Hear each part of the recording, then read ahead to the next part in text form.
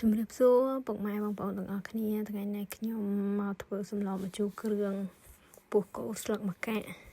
ហើយគ្រឿងរបស់ខ្ញុំមានដូចជាស្លឹកម្កាក់ម្ទេសឆ្អែលខ្ទិះដូងហើយនឹងប្រហុកហើយនេះក៏នេះពោះគោហើយគ្រឿងដែលខ្ញុំបុកហ្នឹងគឺខ្ញុំដាក់អំបិលហើយគ្រឿងហ្នឹងហើយឥឡូវហ្នឹងតោះមកចាប់ផ្ដើមធ្វើម្ហូបជាមួយខ្ញុំទាំងអស់គ្នា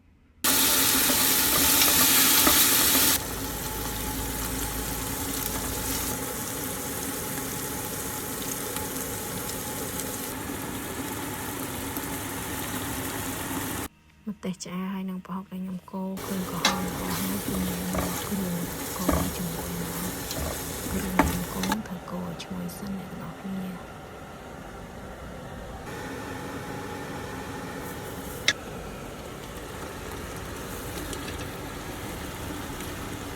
ហើយអ្នកទាំងអស់គ្នាកុំភ្លេចដាក់ខ្ទិះដូងពេលកូរគ្រឿងហ្នឹងហើយខ្ញុំទុកខ្លះទុកចាក់ពេលខ្ញុំចិត្ត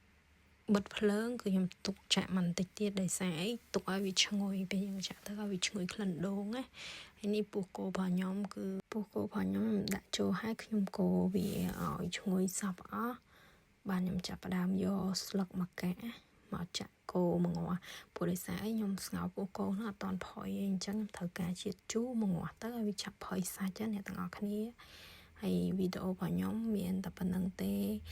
អរគុណច្រើនពុកម៉ែបងប្អូនទាំងអស់គ្នាសង្ឃឹមថាបងប្អូនទាំងអស់គ្នានឹងជួយគាំទ្រវីដេអូរបស់ខ្ញុំជួយ like ជួយ share comment ពាក្យល្អៗណា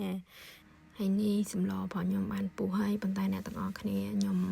លួចដាក់តកួនបន្តិចព្រោះដោយសារខ្ញុំដាក់តកួនទៅឲ្យវាមានជាតិបន្លែខ្លះហើយកុំឲ្យឃើញវា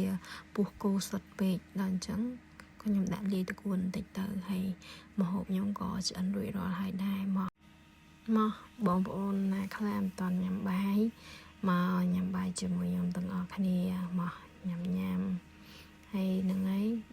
អរគុណច្រើនជម្រាបលាពុកម៉ែបងប្អូនទាំងអស់គ្នា